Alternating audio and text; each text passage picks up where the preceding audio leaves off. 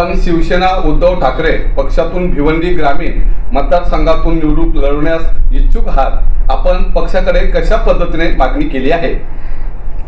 पहिले प्रथम जय महाराष्ट्र।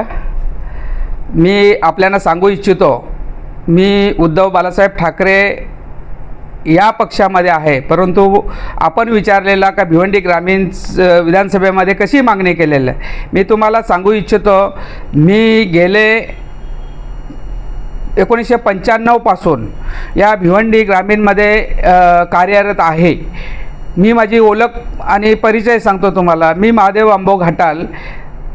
मी 1995 मध्ये भिनार गावचा प्रथम सरपंच ओपनमध्ये झाले, जनरलमध्ये, आदिवासी असताना जनरलमध्ये झालेले आहे। त्याच्यानंतर पुन्हा 2000ला सरपंच झालो। त्याच्यानंतर हॅट्रिक म्हणून पुन्हा तिसऱ्यांदा सरपंचाची संधी आली, परंतु महिला ओबीसी महिला पडल्यामुळे मला उपसरपंचावर पदावर थांबता आलं। म्हणजे 15 वर्षे सलग मी माझ्या ग्रामपंचायतमध्ये सरपंच म्हणून कार्यरत आहे। त्यानंतर 2007ला या शेलार गट म्हणजे आत्ताच्या जिल्हा परिषदेचे 3 गट, या 3 गटाचा एकच गट अशा या मोठ्या जिल्हा परिषद गटामध्ये जास्त बहुत मताने निवडून येण्याचं काम मी जिल्हा परिषदला 2007 रोजी केलेलं आहे। त्यानंतर मी प्रकल्प आढावा समिती सदस्य म्हणून 2 वेळा प्रकल्प आढावा समिती सदस्य म्हणजे आदिवासी विकासचा ठाणे जिल्ह्याचा हा प्रकल्प, एकात्मिक आदिवासी विकास हा पूर्ण ठाणे जिल्ह्याचा हा प्रकल्प आहे आणि इथे 2 वेळा मी प्रकल्प आढावा समिती सदस्य मी हे केलेलं आहे। असा माझा हे राजकीय प्रवास आहे आणि म्हणून मी या भिवंडी तालुक्यात भिवंडी ग्रामीणमध्ये केलेल्या विकास कामाच्या जोरावर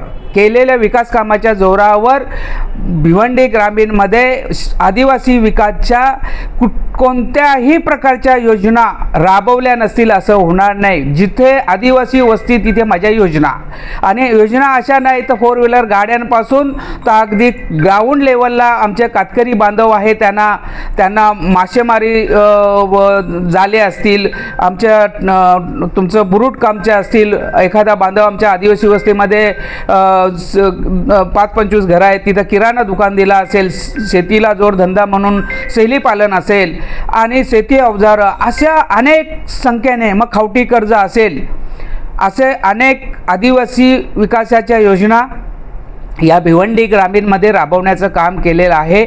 आणि आता देखील हे गेले मी 1 वर्ष या 6 महिन्याच्या आतमध्ये बघत असेल, माझ्या या जनसंपर्क कार्यालयामध्ये रोज 300-400 लोकांचा या योजना राबवल्यामुळं, त्यांना माहिती मिळाल्यामुळं या ठिकाणी त्या योजनांचा लाभ घेण्यासाठी सतत येत असतात। आणि म्हणून माझा दावा आहे की या भिवंडी ग्रामीणमध्ये अनेक हजार लाभार्थी मी या योजनेच्या माध्यमातून जोडलेला आहे।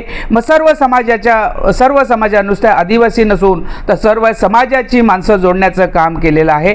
म्हणून मी प्रबल या भिवंडी ग्रामीणमध्ये इच्छुक उमेदवार म्हणून दावेदार आहे।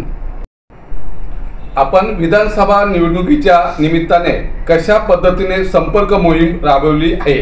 आम्ही खरं तर आमचे पक्षाचे पक्षप्रमुख आणि या राज्याचे माजी मुख्यमंत्री माननीय उद्धव साहेब यांच्या आदेशाने, यांच्या आशीर्वादाने खरं तर या भिवंडी ग्रामीणमध्ये आमचे संपर्क प्रमुख आदरणीय रुपेशदादा म्हात्रे असतील, जिल्हा प्रमुख विश्वासजी थले साहेब असतील आणि तालुका प्रमुख आमचे कुंदनजी पाटील साहेब आणि सर्व आमचे संपर्क प्रमुख किंवा या सगळ्या पदाधिकाऱ्यांच्या माध्यमातून हे भिवंडी ग्रामीणमध्ये संपर्क अभियान, शिवसेना संपर्क अभियान ज्यावेळेस आम्ही पूर्ण भिवंडी ग्रामीणमध्ये आम्ही फिरत होतो, तर त्यावेळेस जिथे गाव तिथे आमचा शाखा प्रमुख आणि गाव तिथे आमचा कार्यकर्ता शिवसेनेचा, ह्या अशा प्रकारची मोहीम आम्ही या भिवंडी ग्रामीणमध्ये राबवलेलं आहे उद्धव साहेबांच्या आशीर्वादाने। आणि अतिशय चांगला प्रतिसाद या भिवंडी ग्रामीणमध्ये उद्धव बाळासाहेब ठाकरे या पक्षाचा आहे। आणि त्याचं कारण मी तुम्हाला सांगतो का, उद्धव साहेब जेव्हा आपल्या ह्या महाराष्ट्राचे मुख्यमंत्री होते, योगायोगाने त्यावेळेस कोरोना काल या ठिकाणी उद्भवला आणि तरी तो कोरोना कालामध्ये आमच्या उद्धव साहेबांनी महाराष्ट्राचं रक्षण अशा प्रकारचं केलं की महाराष्ट्राची जनता कोणी म्हणजे कोणालाही म्हणजे कोणी उपाशी राहू शकत नाही. आरोग्याच्या बाबतीमध्ये चांगल्या प्रकारचं उद्धव साहेबांनी या राज्याच्या जनतेला सांभाळण्याचं काम केलेलं आहे. म्हणून आम्हाला आमच्या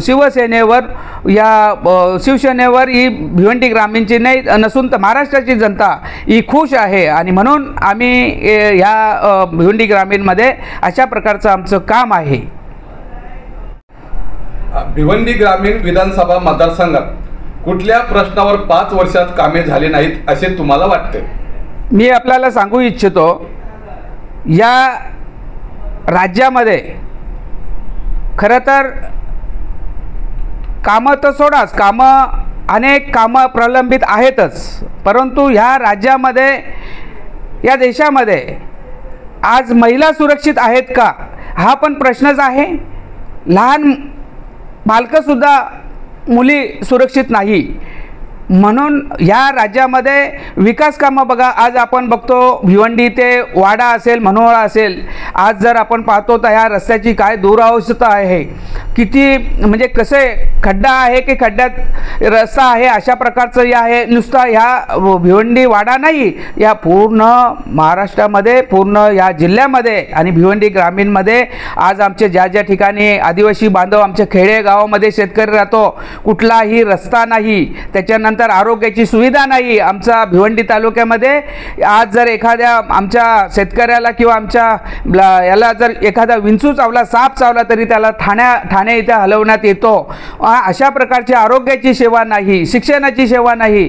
अशा प्रकारे अनेक या भिवंडी ग्रामीणमध्ये सोडा तर या जिल्ह्यामध्ये अशी अवस्था या झालेली आहे. म्हणून या गावामध्ये अनेक प्रश्न आहेत. तर हे खरं म्हणजे हा सरकार आणि या भिवंडी ग्रामीणमध्ये असलेले लोकप्रतिनिधी म्हणजे यशस्वी झालेले नाही. म्हणजे अनेक कामं विकासाची या जे गेले 10 वर्षामध्ये हा भिवंडी ग्रामीण नसून तर पूर्ण ठाणे जिल्हा देखील महाराष्ट्र हा विकासाच्या कामामध्ये मागे गेलेला आहे. धन्यवाद साहेब, आपण न्यूज महाराष्ट्राची संवाद साधल्याबद्दल धन्यवाद.